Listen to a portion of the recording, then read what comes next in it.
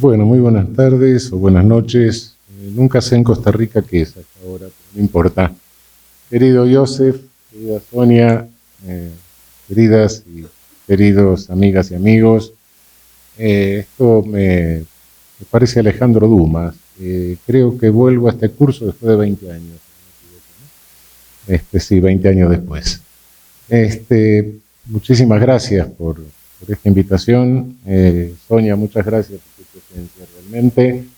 Y bueno, vamos a conversar un poco, como les adelantaba Joseph, estamos trabajando en un proyecto sobre diversidad sexual y derechos humanos en América Latina y el Caribe.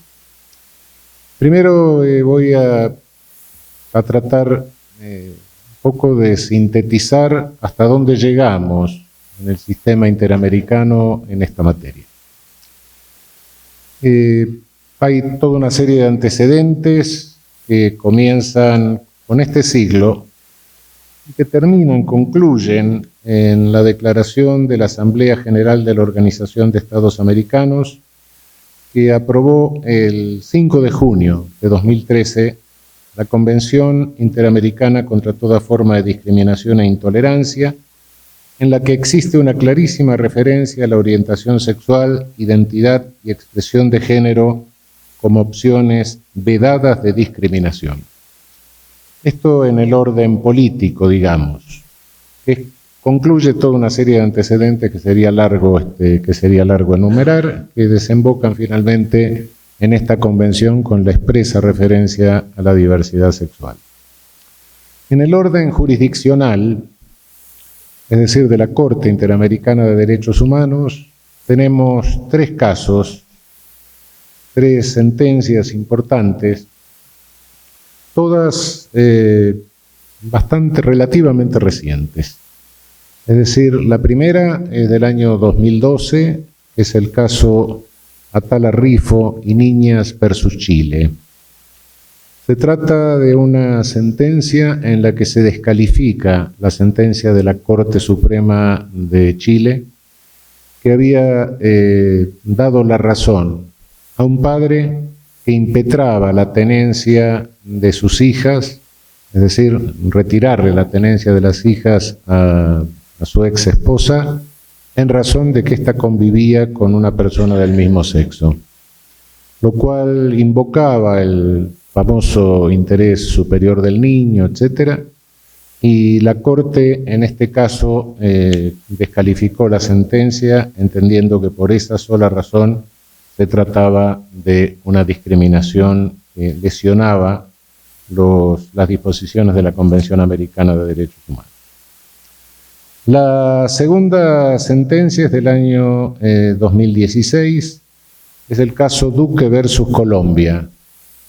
Es un caso en que se niega la pensión de supervivencia a un cónyuge supérstite por fallecimiento de su compañero por parte de Colombia.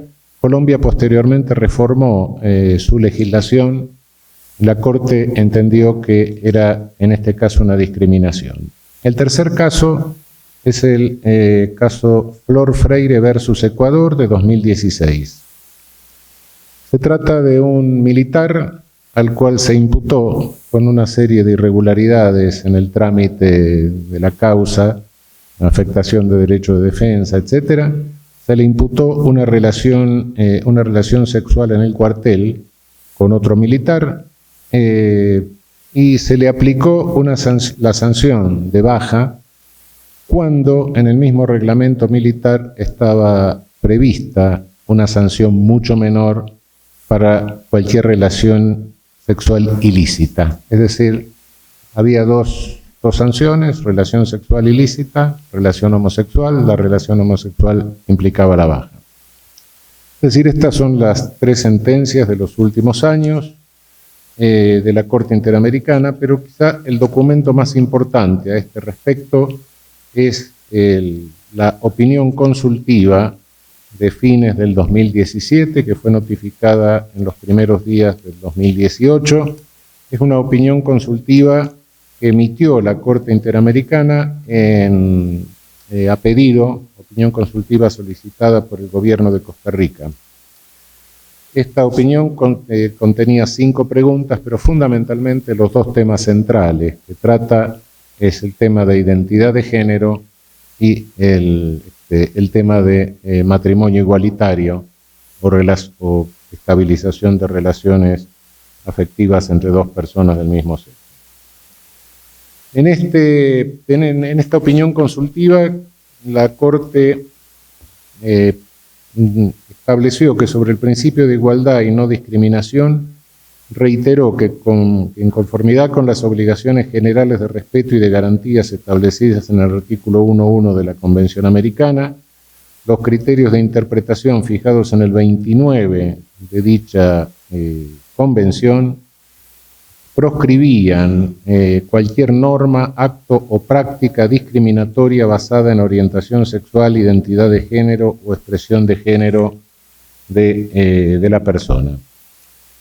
No se trata solo, la opinión consultiva aclara perfectamente que no se trata solo de la real diversidad sexual, orientación sexual diversa de la persona, sino también de la percepción que se pueda tener de la persona. En conformidad con lo anterior, considera que la prohibición de discriminar en base con la identidad de género se entiende no únicamente respecto de la identidad real o autopercibida, sino también que debe entenderse en relación a la identidad percibida en forma externa. La cuestión fundamental era cómo satisfacer la cuestión de identidad de género respecto del nombre y de otros datos personales. En este sentido, la opinión consultiva estableció que cada Estado es libre de establecer un procedimiento, sea por vía judicial, sea por vía administrativa. Consignó que la preferencia es por vía notarial, pero bueno, un Estado puede establecer cualquier otro mecanismo de reconocimiento, pero siempre y cuando satisfaga los siguientes requisitos. Deben estar enfocados a la adecuación integral de la identidad de género autopercibida, es decir, la identidad de género que manifiesta la persona. Deben estar basados únicamente en el consentimiento libre e informado del solicitante, sin que se exijan requisitos como certificaciones médicas o psicológicas, u otros que puedan resultar irrazonables o patologizantes. Deben ser confidenciales. Deben ser expeditos y en la medida de lo posible deben tender a la gratuidad y no se debe exigir la acreditación de operaciones quirúrgicas o de intervenciones hormonales. Esto en cuanto al reconocimiento por identidad de género. En cuanto a la estabilización de relaciones entre personas del mismo sexo, la opinión consultiva fue un poco más adelante de la Corte, del Tribunal Europeo de Derechos Humanos. El Tribunal Europeo de Derechos Humanos admite que haya otra institución distinta al matrimonio. En la opinión consultiva entendimos que realmente una institución distinta al matrimonio implica una discriminación. Y que verdaderamente lo no discriminatorio sería extender el matrimonio a los casos de parejas del mismo sexo. No obstante, se reconoce que algunos países tienen dificultades constitucionales a este respecto y en consecuencia se entiende que mientras se trate de superar, haya buena voluntad para tratar de superar las dificultades constitucionales, sí pueden establecer una institución análoga al matrimonio. Y que no basta con que resuelva los problemas de tipo patrimonial, sino abarque la totalidad de los derechos, al mismo que los cónyuges heterosexuales. Hasta aquí es lo que avanzamos en el sistema interamericano hasta este momento. No obstante, creo que nos es indispensable dimensionar la tarea que tenemos aún por delante para reemplazar la regla de heteronormatividad por la de diversidad sexual. Para reemplazar esto y para imponer claramente la convicción de que género no es una ideología, género es una realidad. Para esto es necesario que dimensionemos un poco esta tarea, esta enorme tarea que tenemos en el frente, y extendamos un poco la visión en forma vertical, transversal en el tiempo, y también en forma horizontal en cuanto a extensión y naturaleza de los derechos afectados. En cuanto al tiempo, creo que tenemos que tener conciencia que estamos enfrentando una discriminación que tiene naturaleza milenaria. No es nada fácil. La Edad Media no ha terminado. En muchos sentidos, la Edad Media continúa. Aproximadamente, nosotros somos producto de una colonización europea, por supuesto, y en Europa aproximadamente por el año 1000 es cuando se cierran los distintos códigos sexuales. En las distintas codificaciones, en las distintas legislaciones que alrededor del siglo XI se van produciendo en Europa, es sumamente curioso detallar que se dedica mucha más amplitud a las relaciones sexuales que a la propiedad, aunque los dos temas están íntimamente vinculados. Es a partir del siglo XI, por ende, que se estabiliza el marco de heteronormatividad. Esta estabilización da la sensación de ser un fenómeno independiente, vinculado a la propiedad, etc.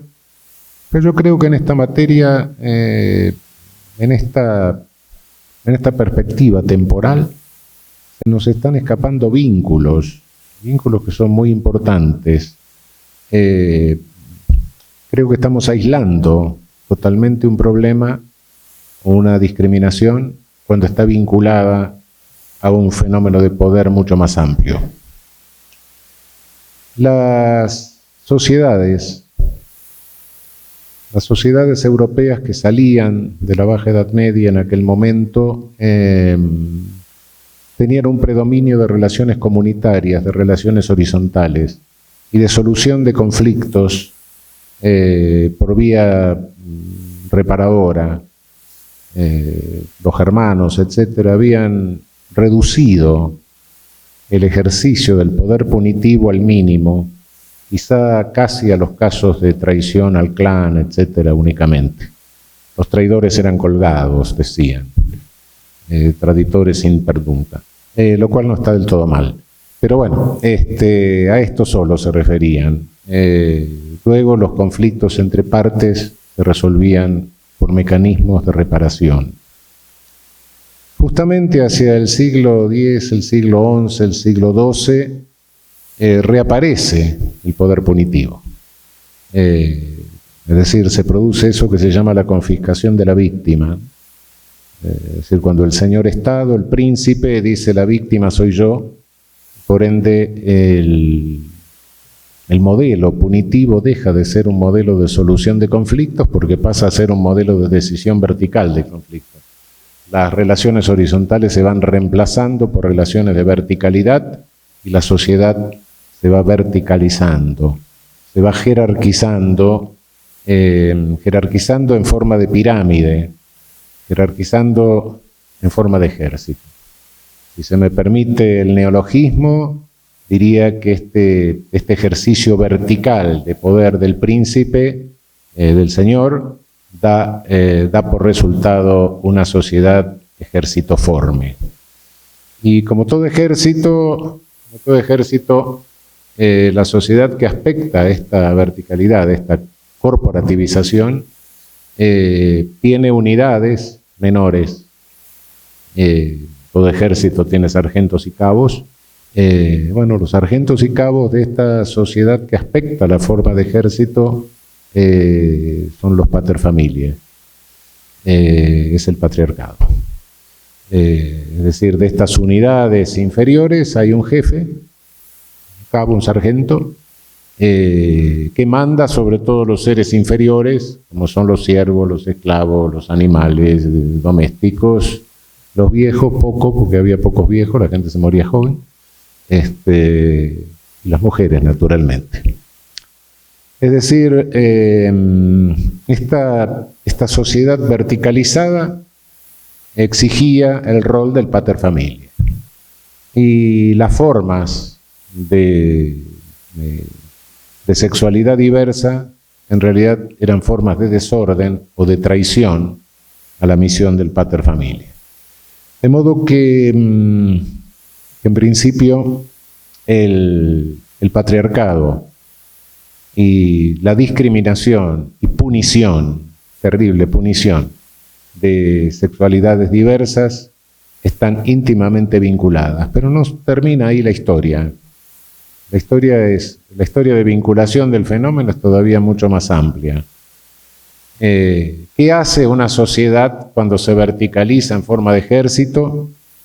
A través del ejercicio del poder punitivo, cuando entran a predominar relaciones verticales, relaciones de poder verticales en lugar de las horizontales, relaciones corporativas en lugar de relaciones comunitarias, esa sociedad coloniza, se convierte en colonizadora, que fue lo que en su momento pasó en Roma y que fue en lo que en su momento, estamos hablando siglo X, siglo XI, siglo XII, a partir del siglo XIV, Europa se lanza a ir a África y a partir del siglo XV nos coloniza a nosotros. Es decir, los tres fenómenos están vinculados, de modo que nos estamos enfrentando a un particular fenómeno de poder, planetario, de alguna manera, a una discriminación que la genera un fenómeno de poder planetario. No es broma con lo que estamos, con esta discriminación con la cual estamos confrontando en este momento. Esto explica un fenómeno que hay que tener en cuenta en toda discriminación.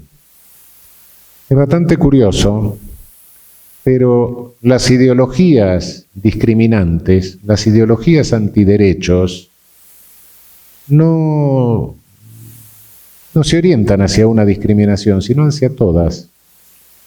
Es decir, al mismo tiempo son misóginas, son homofóbicas, son heteronormativas, son racistas, implican discriminación etaria, implican discriminación de minusválidos, de enfermos, discriminación por razones de salud, etc.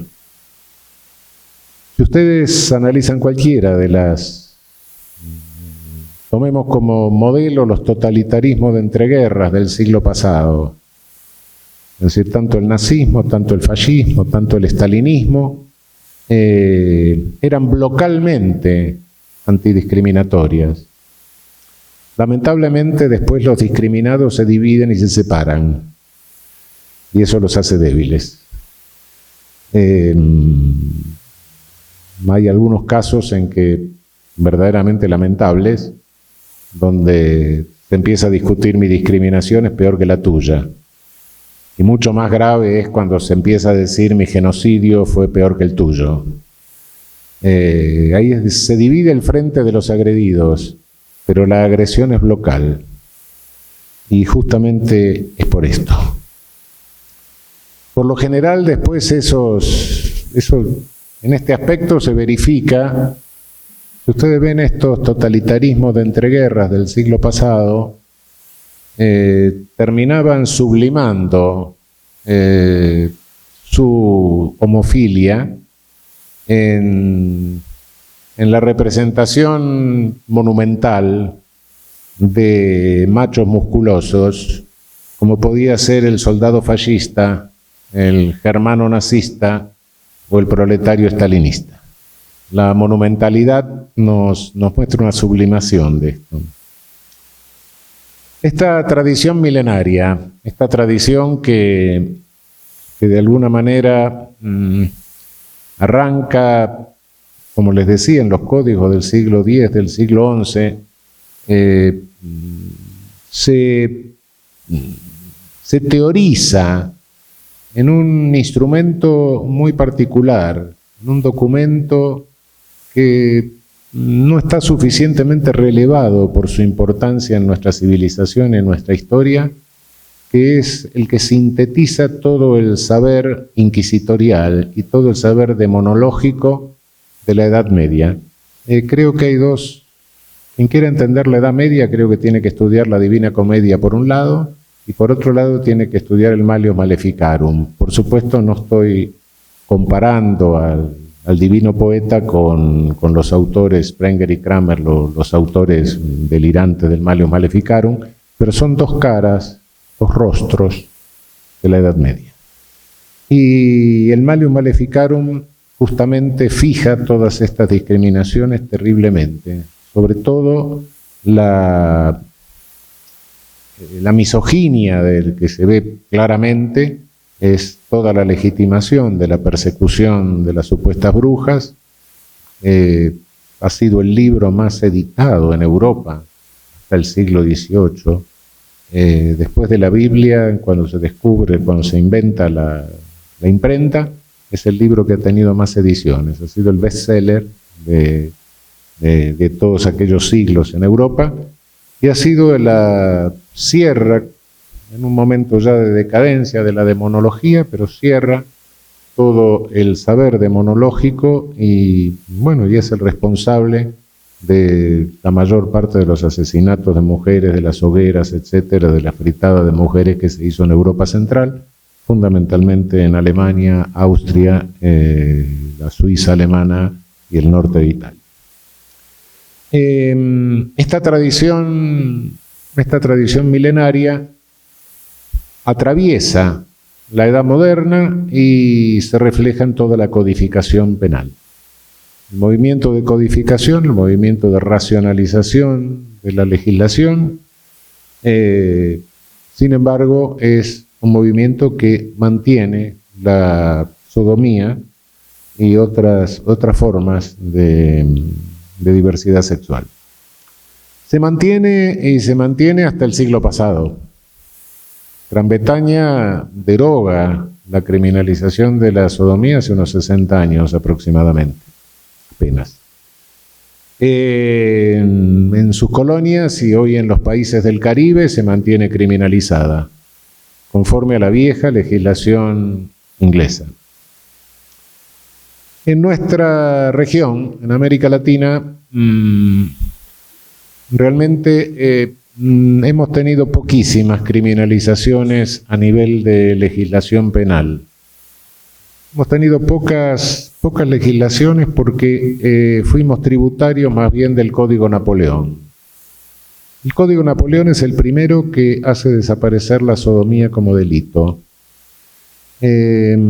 A tal punto que el Código Napoleón es curioso en esto, pero lo hace. Se le opone como modelo el Código de Baviera como modelo liberal. El modelo napoleónico era un modelo autoritario, el modelo de Baviera de Feuerbach un modelo liberal. Pero Feuerbach se encuentra con una situación política en Baviera que no puede derogar la criminalización del todo, borrar del todo la criminalización de la sodomía. Y entonces la degrada y la mantiene como contravención. Claro, Feuerbach era un liberal. Para él las contravenciones eran delitos de peligro. Los delitos, crímenes y delitos eran de lesión, contravenciones de peligro. Y tenía que inventar alguna legitimación. Se lo imponía porque si no, no le aprobaban el código. Esa era la razón, no era otra. Y cuando tiene que inventar la legitimación, dice, no se le ocurre otra cosa distinta del argumento que todavía se sigue utilizando para punir la tenencia para consumo de estupefacientes o para punir como delito si a alguno de nosotros se nos ocurre mirar en un río. la lesión, la posible lesión, el peligro de lesión por acumulación, que es una forma de eludir el requisito del bien jurídico afectado. Y entonces dice, claro, si todos practicásemos la sodomía se acabaría la especie humana. Esto que es ridículo en este aspecto, les insisto, sigue siendo un argumento que se usa hasta el día de hoy para eliminar el principio de ofensividad. El principio de ofensividad es aquel que le dice al Estado, señor, usted se puede meter siempre y cuando haya un derecho afectado, si no, no puede meterse. Es el principio iluminista que permite la separación entre el delito y el pecado. La punición de la sodomía entre personas adultas, naturalmente, no violaba claramente el principio de ofensividad. Es propio de todo un derecho penal del antiguo régimen.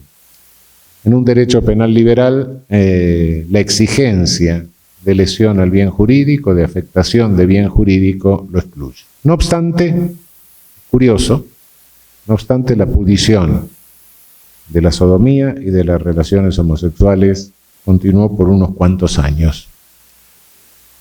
Afortunadamente nosotros, siguiendo por visión, por herencia directa o a través de los códigos españoles, no la tuvimos tipificada en nuestros códigos. Pero el proyecto alemán de 1962 la mantenía y en Alemania continuó siendo delito hasta 1974. ¿Y saben por qué en la posguerra no la derogaron? Porque de esa manera tendrían que haber indemnizado a los homosexuales que habían sido, que habían muerto, que habían sufrido detención en los campos de concentración, el famoso triángulo rosa de los campos de concentración nazistas. Para evitar la indemnización la mantuvieron como delito. No se podía indemnizar, el argumento era que no se podía indemnizar a nadie por haber cometido un delito. Bien, es cierto que en nuestros códigos nunca fue delito, pero no es menos cierto que se la criminalizó.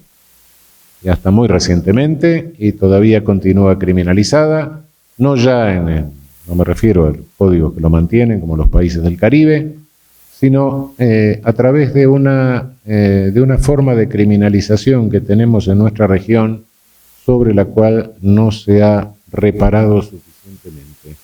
Es la materia contravencional.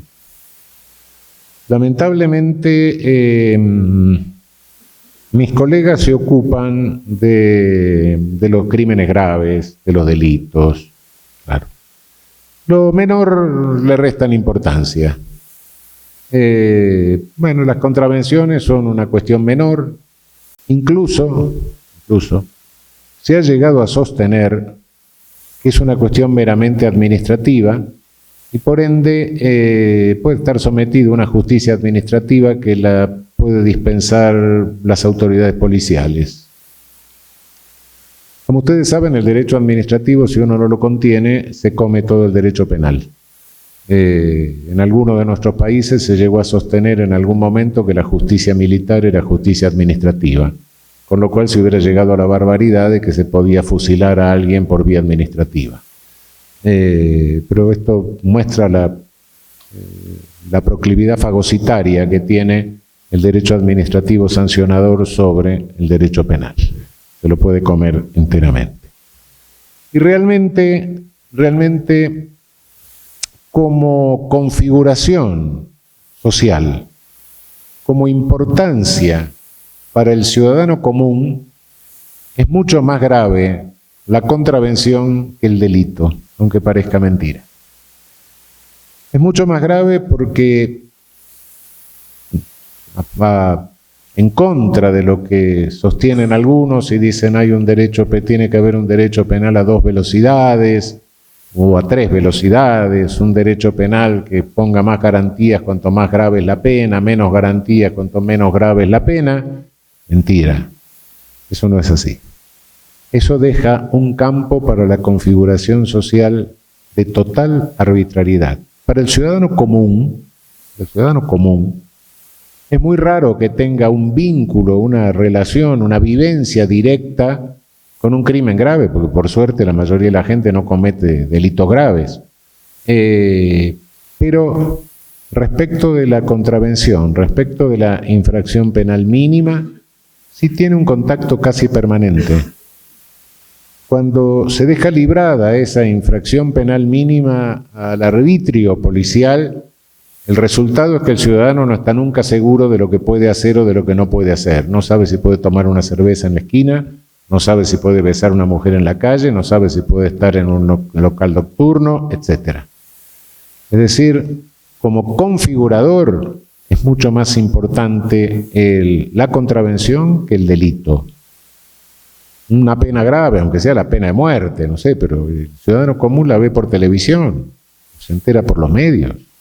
En lugar, el otro ejercicio, el contacto directo con el poder punitivo que tiene, es a través de las infracciones mínimas que son las contravenciones. Y justamente esta arbitrariedad del derecho contravencional ha sido lo que ha permitido a lo largo de años, y sigue permitiendo en muchos países, la criminalización de las sexualidades diversas. Es criminalización por vía contravencional. La otra forma de control que se intentó, que se practicó sobre toda la diversidad sexual, fue su patologización. Como ustedes saben, el control social punitivo y el control social médico son dos controles sociales importantes, con distintos discursos, pero a veces los médicos han sido mucho peor que nosotros. Es decir, si tenemos en cuenta todas las teorías absurdas del racismo positivista de fines del siglo XIX, de todo el spencerianismo, cómo este racismo que ha querido patologizar todo, que ha sostenido, que ha legitimado el colonialismo conforme a la inferioridad biológica de los colonizados, etc., también ha patologizado todas las formas de diversidad sexual. Ya sea por vía del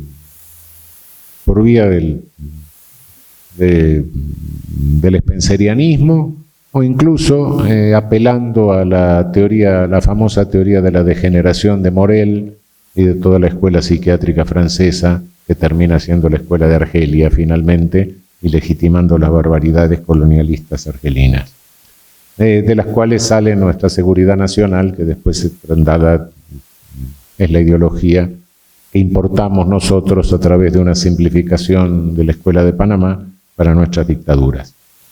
Lo cierto es que, podrían leer algunas cosas de la medicina legal francesa de comienzos del siglo pasado, verdaderamente insólitas, ¿no? Hay uno de los más famosos profesores de medicina forense franceses que dice que se podía reconocer la homosexualidad pasiva a través de las lesiones anales y la homosexualidad activa a través de que el homosexual activo se le deforma la cabeza del pene en forma de pera. Todo esto parece que es, no estoy ridiculizando, pero es un catedrático de la Universidad de París hacia 1910. Es decir, ese era más o menos el tono, las tonterías que se decían en ese momento, pero que se creían en todas las academias. Como se creían todo el reduccionismo racista por esa época, ¿no? Finalmente no hace mucho, tanto de que se borra de la lista de patologías en Estados Unidos y en la OMS la diversidad sexual.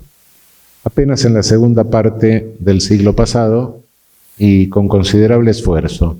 Algunas de las asociaciones norteamericanas, la psicoanalítica norteamericana, necesitó tuvo una serie de dificultades porque había una enorme resistencia para borrarla de la lista de patologías.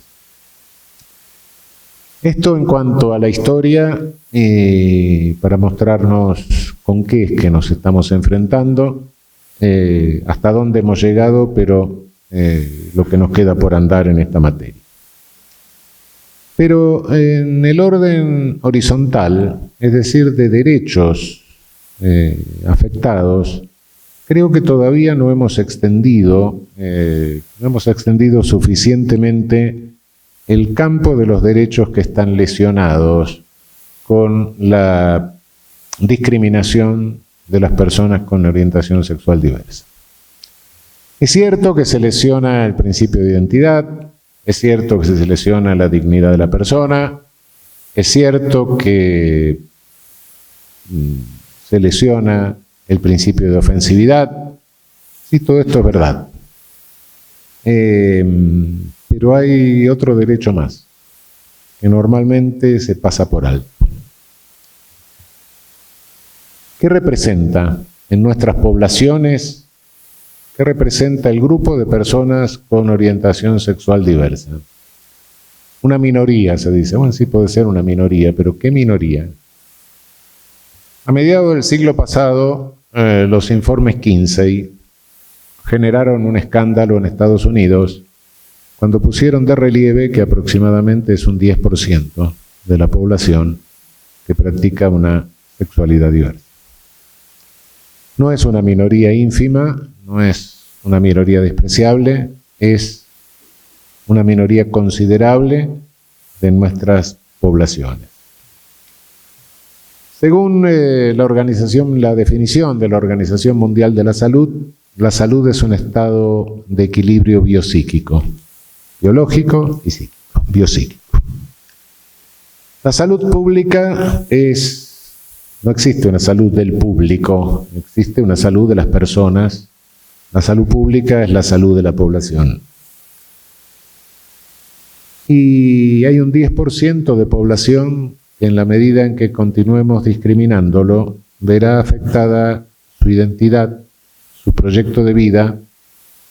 Por ende habrá un 10% de población a la que estaremos neurotizando y por ende afectándole su salud según esta definición de equilibrio biopsíquico.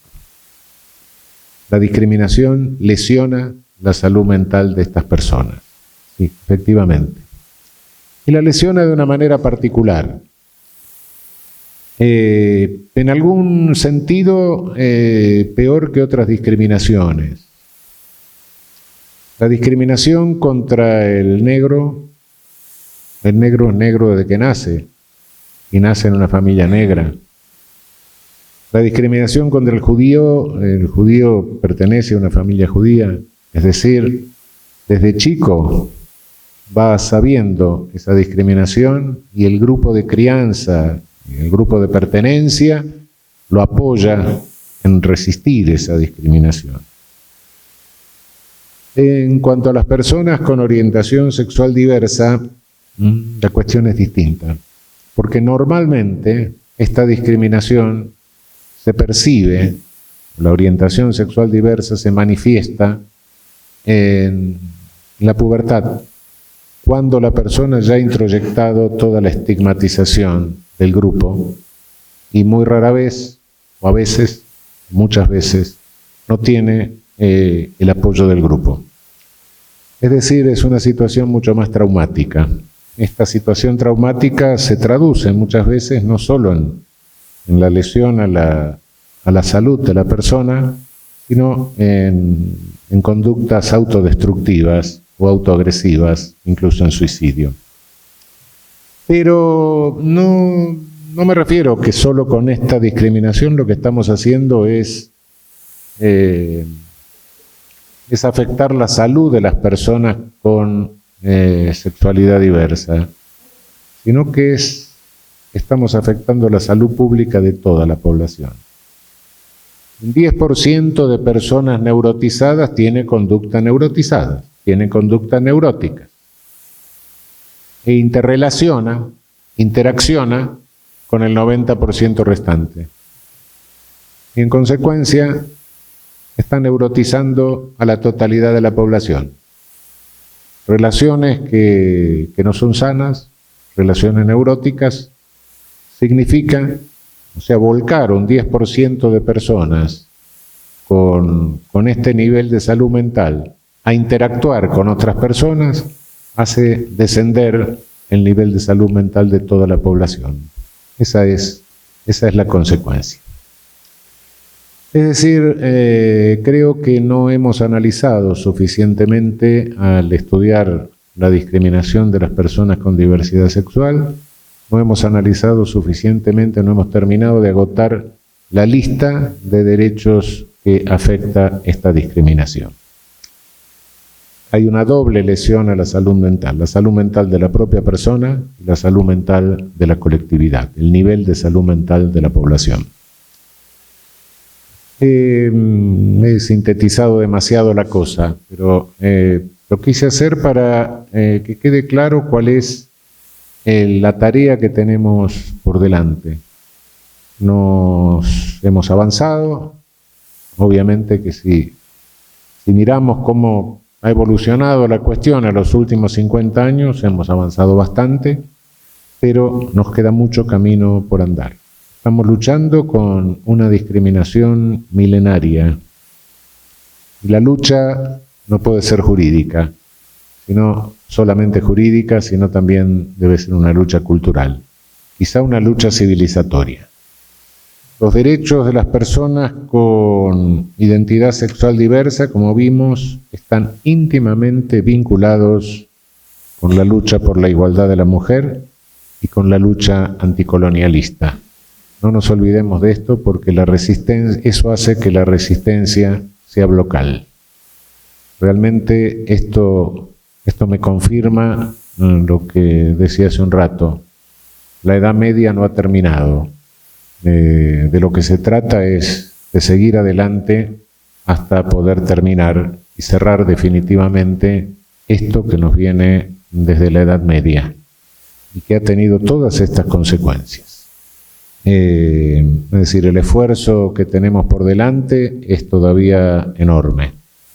Podemos hacer sentencias, podemos hacer convenciones, es muy importante, es importante crear conciencia, pero cuidado que solo vamos a erradicar este tipo de discriminaciones cuando logremos una transformación cultural y casi diría, en algún sentido, una transformación civilizatoria. Bueno, muchísimas gracias.